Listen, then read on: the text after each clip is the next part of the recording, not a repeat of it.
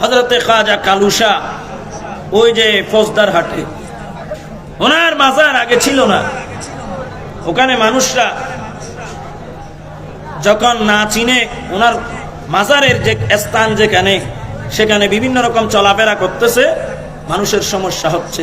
ইমাম শের বাংলা রহমতুল্লাহ আলাইহিকে নিয়ে গিয়ে তারা সেখানে যখন দাওয়াত দিলেন, উনি বলছেন এখানে তোমরা প্রস্রাব পায়খানা এগুলো করতেছো, এই কারণে এখানে তোমাদের সমস্যা হচ্ছে।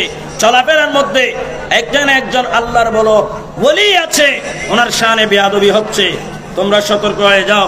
হুজুর ওনার কবরটা কোনটা আমাদেরকে একটু চিহ্নিত করে দেন। ইমাম শের বাংলা সেখানেই হযরতে খাজা কালুশা রহমতুল্লাহ আলাইহির কবর চিহ্নিত করে দিয়ে ওনার মাজার বর্তমানে আছে। জোরে বলেন না সুবহানাল্লাহ, আরো জোরে বলেন। তাহলে ওলি আল্লাহরা জিন্দা, সেটা শুধু আমরা মুখে বলি না, আমরা ইমাম শের বাংলার মতো ইমাম পেয়েছি।